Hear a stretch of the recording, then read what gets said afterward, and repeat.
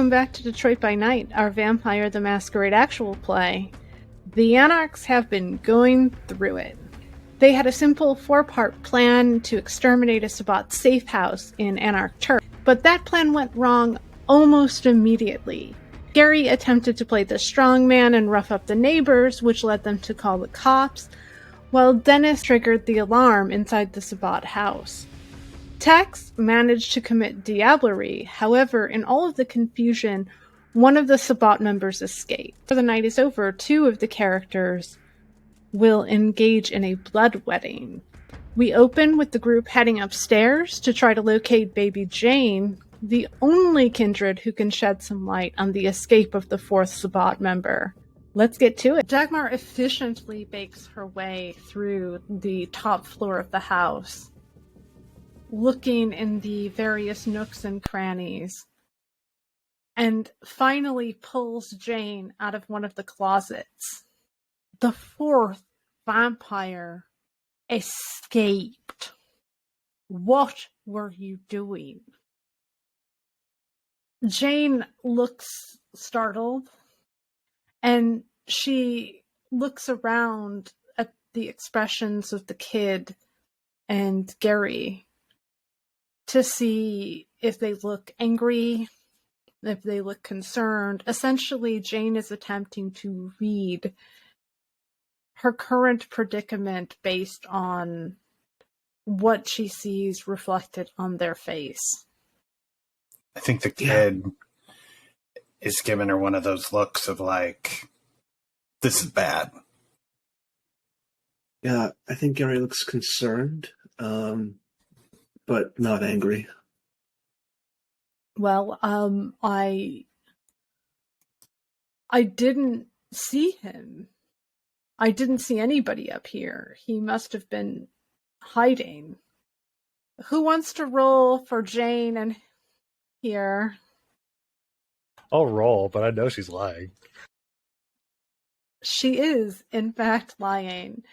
So we are going to roll Jane's manipulation subterfuge. Her manipulation is 3. Her subterfuge is 3. She has no specialties. How hungry is she? She's at 3. And I will roll for Dagmar. She only got 2 successes. I'm going to take half on behalf of Dagmar. Half of her dice pool for this is 4. Oh, you didn't see him. Interesting. I think you're a fucking liar. And she's gonna grab Jane underneath the arm in the armpit area and sort of lift her up slightly and begin pulling her towards the door. Dennis, you are mounting the steps. Okay. You see Dagmar walking out of the room with Jane in her grasp. Well, that's for sure going to be a frenzy check. How strong of a fury provocation is this? Probably pretty strong. Like, he's already kind of antagonistic against Dagmar, and Jane is like super important to him. And I only got 1 success. So I'm just going to assume that I'm frenzying at this, and seeing her like, manhandling Jane, I'll rush forward and I will try to seize Dagmar. I'm not attacking her, I think, unless I'm frenzying, in which case I am. I don't know. But I'm definitely like trying to like shove her away from Jane. Dagmar does not genuinely want to kill Dennis here. So I think that Dagmar is going to attempt dominate. However, you are going to resist dominate, and you are going to have an extra 3 dice because you are in frenzy. So you roll your intelligence resolve versus her manipulation dominate. I got 6 successes. She got 12 successes. Okay, so I guess she mesmerizes him. Dennis, stop! Yeah, he'll stop. What is wrong with the two of you? Does this stop my frenzy, or am I just like raging, but standing still? You are raging, but standing still. You've stopped the action that you had undertaken, but I don't think it quells your emotional turmoil. Okay, then I probably wouldn't answer her. I would just kind of like stare with like, violent intent in my eyes. Let her go. No. You're not our leader. I'm sorry that like you don't inspire my fucking confidence. Yeah, I'll look at text and I'll be like, yeah, she's a monster. And she's showing me right now by holding my fucking sister hostage. I'm the monster? You think I'm the bad one? I remember what happened in the fucking fairy house. Are you so screwed in your little mind, Dennis, that you have somehow convinced yourself that I'm the bad guy? That's rich. You're only alive because of me. You can't just bloodlessly will a free state into existence. That's not how it works, Dennis. Amongst our kind, there's one way to get rid of people. And you are willing to let me and Tex and everyone else do your dirty work while you say, oh, well, I'm not a monster and I don't kill people. But you're content to reap the benefits of those deaths. Fuck you, Dagmar. I think it's time for you to go. Yeah. I think you've worn out your welcome. Really and truly. Dennis will turn and start walking out. I'm not going to wait for Jane. I don't want to ask her to make that choice. So several hours have passed since Dennis was ejected from the Anarchs. The bodies of the 3 Sabbat members have been dealt with, and things are beginning to settle down. But the Anarchs are about to find that their leader is leaving them. Where are you going? I have important business that I need to tend to. It's urgent. You have any orders for us while we're here at the house? Yeah, watch it. For all we know, there could be another pack headed this way right now. And then she is going to turn around and start walking out. You have nothing to worry about. Sure, Gary. Sure. And then she's going to slap you on the shoulder and head out. So we also should be preparing for Sabbat to arrive, so I recommend we lock this house down. Lance, you're good at seeing hidden people, right? Speaking of the Sabbat, is that our car outside that keeps circling? Oh, son of a bitch, no. Not that I'm aware of. The black pickup truck? Is that not one of ours? No. We didn't drive that, no. Oh, but that's not ideal. Lovely. Is Glenn Kindred? I'm assuming she is. She's the tech Kindred? Yeah, okay. Yes. Do you hold your own in a fight, Glenn? Me? I don't fight. I don't do that. All right, good to know. Stick with Lance. Maybe if... that's not comforting. Why? He's good at running if you need to run. How does his good at running help me? You follow him when he runs. Yeah. And then they only get the slowest. Yeah, so you'll help Lance by being the slowest. That's a little fucked pass? up. I pass on that job. It's just a little fucked up, yeah. No, I say we turn the lights off and pretend we're not here. Well, we need to lock down. Close the windows, make sure they're locked. Was there another entrance to the basement from outside? There is a stairwell that leads into the basement. All right, so we want to lock that physically if we can, or save that as an escape route for us. That's our choice. The kid's going to poke his head out the window, see if he can see this truck, see if he sees anything of note or what's going on. Yeah, you definitely see it driving slowly. It's driving a slow circle around the block. So if it is attempting to remain inconspicuous, it is not doing a great job. What if that truck got into a car accident? Saying you can make that happen? Yeah. Are you saying we got a van, don't we? True. Why can't I go out to the van, drive it, and then get into a fender bender? But what if they attack you? Well, I guess I'd run. Are none of you coming with me? Aren't you a driver? She asked, pointing at the kid. Thank you, yes. So you're saying you want to get in a little fender bender so we have to call the cops, or you want to get in a little fender bender to just throw them off their tracks?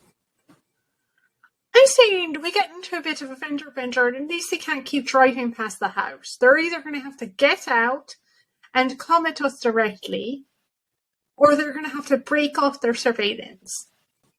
Yeah, I'll give it a try. So we should wait until they're around the block to head out to the car. Exactly. And then we can run. Who wants to fight him, beat him up, back up? I can be hidden. I can help. Keep an eye on the house. Remember, we don't want it burnt down. Okay. Lance, you take care of the house. Maybe group up the bodies, like Tex said, so they're a little easier to clean up. And better idea. If you're driving, how about me and Lance stay here and group up the bodies, and you take that one? She asked, pointing to Gary. You're pretty slick, Glenn. We could do that. I mean, I'm just saying he's got a knife already, and I'd have to find a knife. Yeah, and I don't even know the layout of this house very well. Yeah, so kitchen there. You got a good point. It's go time for Operation Bender Bender. we'd time it so when they're around, we'll head out to the car. Then that way, if Tex needs to obfuscate, that'll give him the opportunity as well. Yeah, I'll obfuscate and I'll follow on foot. That way, if they get out of the vehicle, I can get behind them while you're in front of them. Mm-hmm. I'll signal to the driver, passenger side, be like, all right, Gary, let's do this. Okay. Give me a Dex plus a drive roll. 3 successes. All right. At least you gave it a shot. You literally rolled the dice. Okay. You managed to tap the brakes at exactly the right moment, and the car collides with you. Pull over, turn on the flashers, and wait to see what they do. Let's get either a composure insight, a composure awareness or a wits awareness roll at a difficulty 3.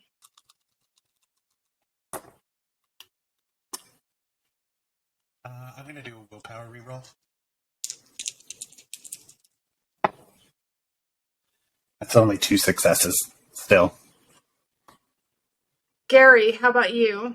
That is 3. You're looking at the car, and you see there's only one individual in this truck. That hardly seems like Sabbat retaliation numbers. Kid, I feel like there's only one guy in there. What is that? Sabbat's modus operandi? If the one who escaped alerted, then no, it'd probably be a much stronger retaliation. Is he getting out? Yes, he's going to slide out of the driver's seat and then absolutely book it. He's booking away from them. That's when I will strike. Okay. So let's see what, first of all, what celerity do you have? I don't have celerity. You can definitely attempt to catch him, but it is not going to be very successful, I think, given that he has celerity and you do not. So when I mean he books it, I mean he opens that door and fucking hauls ass like he's an Olympic sprinter out of that car. Does the kid have celerity? I've got a dot. You could try to follow him in the car. Yeah, I'm gonna whip around, and because clearly seeing him running like that, I think we would know that this is Kindred. He's also leaping fences Yeah, and running across yards. I'll whip the car around and go after him. Try to get ahead of him and cut him off. Okay. Let us get a dex or a wits drive roll for this to try to figure out precisely where he's going and project the correct route. Let's do a difficulty of... What's your pool? You said wits drive? 6. All right, let's do a difficulty of 4. Let's make it real hard. Tex, what are you doing? Tex is going to hop into his truck and try to circle around the other way. I got 4. Okay. All right. So Tex is going the opposite direction, running back to his truck to circle around as Gary and the kid are chasing this guy. The kid has cut him off, rounding the corner just as he's emerging over the fence. I will jump out and attempt to grab him. We're rolling your strength brawl versus his evasion dice pool. Not going to go well. Oh, Jesus. It might go better than you think, friend. All right. Two successes. He also got 2 successes. So I'm going to give it to the active player and say you managed to grab him.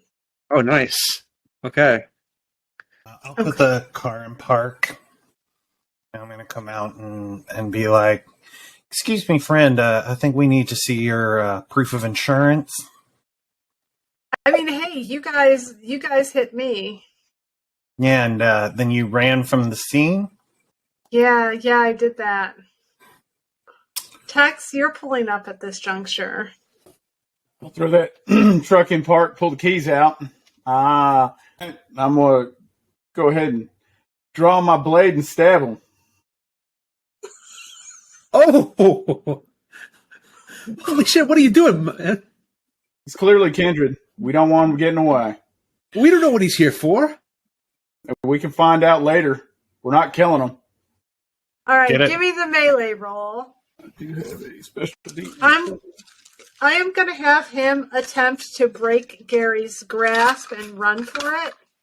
It seems like this would be a good thing to blood surge for. So, Gary, can you roll your strength brawl to see if you can maintain your grip? Yeah, my pool is 2, so this is probably not gonna go as well as last time. 1 success. Okay, well, he got 3 successes. I'll surge as well. Spend a willpower. I really don't want to fail Dagmar at doing this one simple task. 5 successes. A margin of 2. So he does break Gary's grip and go to run away, but instead you catch him with your blade. Tell us what that looks like. Seeing that he's running, I'm aiming for his the back of his calf Achilles to restrict his running ability. So I slash down to the Achilles with my sword, hopefully severing it and keeping him from using that celerity to get away. Oh, that's a called shot, though. I think you get a penalty for that. This is just story flavor. Okay. If you wanted to have the effect of hampering his running, then we do have to treat it as a called shot. I'm just hurting him. Okay, I got that. That's fine. You can hurt him in the leg. That's okay with me. Okay. So he screams, "God damn it! Ow! What the fuck's wrong with you people?" Yeah, what Get him is in the wrong back with of the this? car. Get him in the back of the car. Get him in the back of the car now. Jesus Christ. I'll try to grab him again and kind of move toward the back of the car. He failed his last rouse check, so I don't think he's going to blood surge for this. Okay. 1 success. 2 successes. So he is going to try to book in the opposite direction of Tex and run down the street. Can I try to stop him? Yeah, you can leap out of the car and try to stop him. You do have a dot in celerity, correct? Correct. Yeah. Okay. Which level do you have? Just level 1, Cat's Grace. So just benefits to balance? Mm-hmm. Okay. He is going to take off up the street, and he has 3 in celerity, so I think he's just going to win this contest. Disappearing up the street. But he's not attempting to head back in the direction of the Corktown house. Instead, he's disappearing amongst the other residential buildings. Damn it. As all hell is breaking loose in Corktown, Dennis has returned back to his haven, which is an abandoned railway car just outside of Corktown. He's preparing to leave, packing his items, making sure he's taken everything important. He has gotten a text from baby Jane arranging to meet him so the two can escape together. Currently, he's on the phone to his ghoul, Marco, making arrangements to leave. As you're getting off the phone and, ending the phone conversation with Marco, you hear a voice from the shadows of your train car. Dennis, I don't want you to leave. Oh, shit. And Dagmar will step out of the shadows. She looks more like a ghost than a vampire in the minimal light of the train car. You were honest with me. Give me an opportunity to be honest with you. Okay. And I will, put my hands in my pockets and stand and face her and listen. There's a reason why I am unduly and curiously protective of you. Once upon a time, I had a brother, and he was an absolute shit. He was bull-headed and irrational and hot-tempered. But he's also arguably the person that I cared most about. And from the moment I overheard you breaking into my home, Dennis, you have reminded me of him every night going forward. And so it's not that I don't know what it is you're asking of me, but it's that I genuinely have forgotten how to give it to you.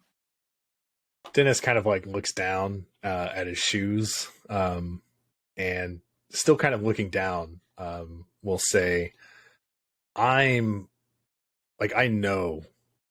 know that you and the Anarchs have taken me in and protected me.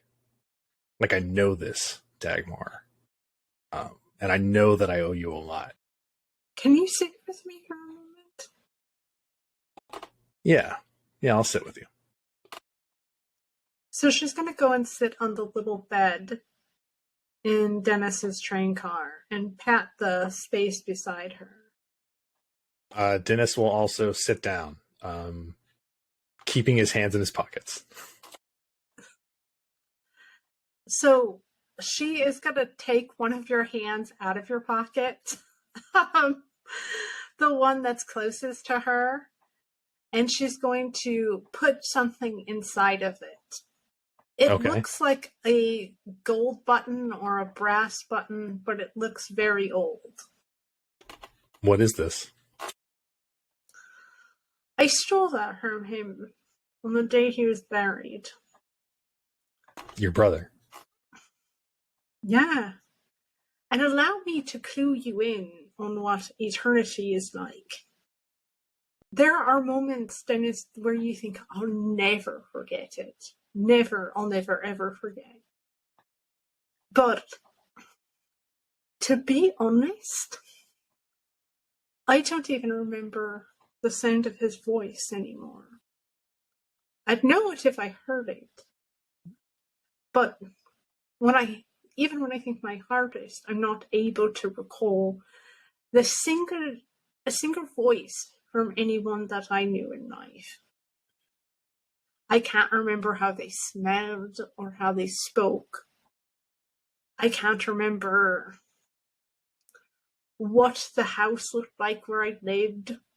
I can't remember what sunlight feels like. But I do have that.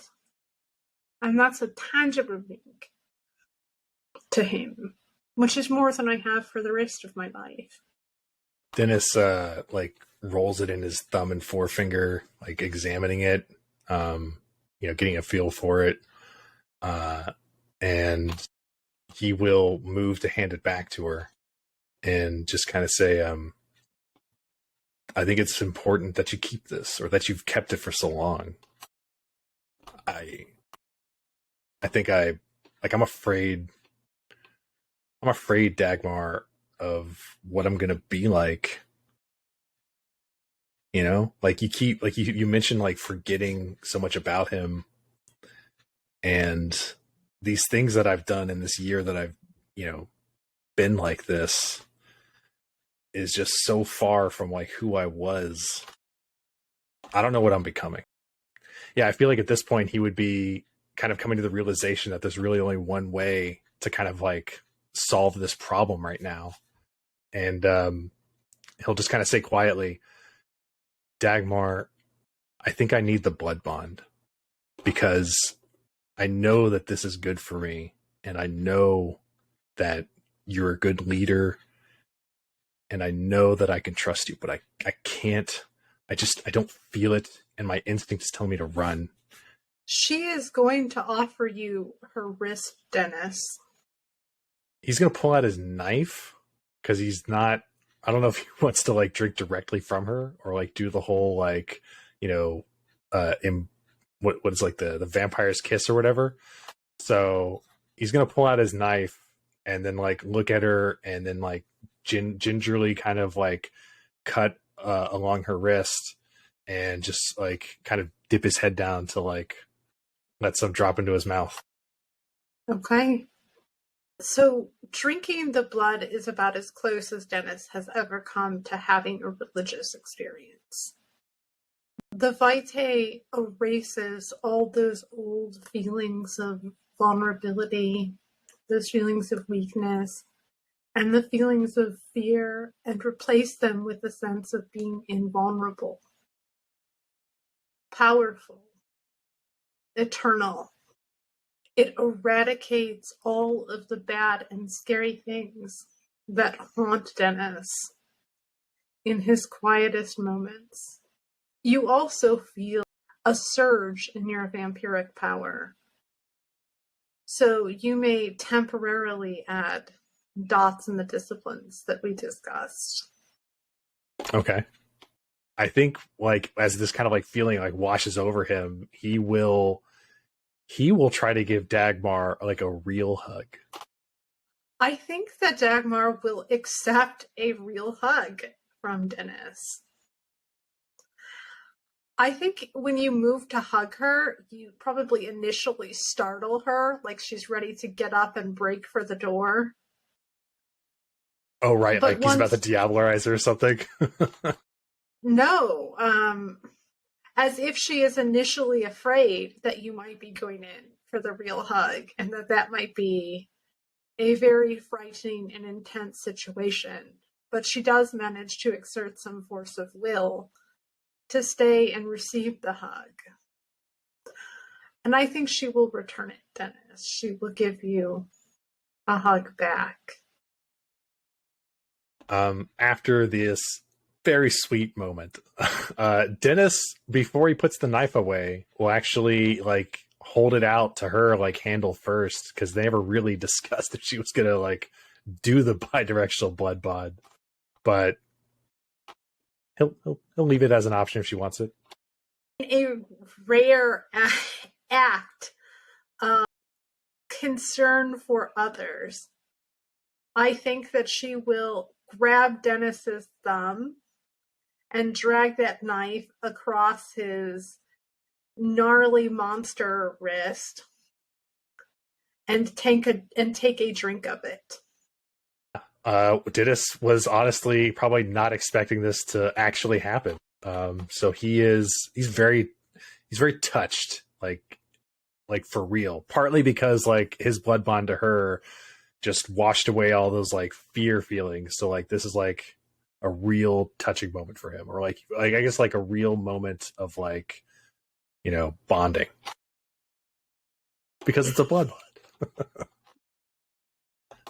Look, I know Jane messed up, but we'll fix it. And I know that I messed up with the Toreador, but I'm going to fix it. I know that you got a plan, and I know I got to trust that. I think Dagmar's going to take the little button and take one of the nasty safety pins on Dennis's hoodie and stick the safety pin through the buttonhole and close it so that it's pinned to Dennis's hoodie like a little hoodie charm, like a little zipper charm. All right, very good. So you'll stay. Yeah, I'll stay. When you're ready, come back and public mea culpa, yeah? Yeah, I can do that. So she is going to give Dennis a parting pat on the shoulder before she exits the train car and leaves Dennis to his own thoughts. We leave the Anarchs for now. Dennis is mulling over his thoughts and contemplating the interaction that has just happened between himself and Dagmar. But unbeknownst to all of the parties, across town, back at the Sabbat house, a group of vampires is preparing to exact revenge for the Anarchs' actions. To find out what happens, join us next week for Detroit by Night. Thank you so much for spending time with us. Come hang out with us in our Discord community. Consider becoming a patron on our Patreon. We are planning a very special live stream in the very near future. Like, comment, share, subscribe. Tell us what you think of the blood wedding. Do you trust the Baron? Do you think this was an honest gesture? Let us know in the comments. I will see you all next week. Bye-bye!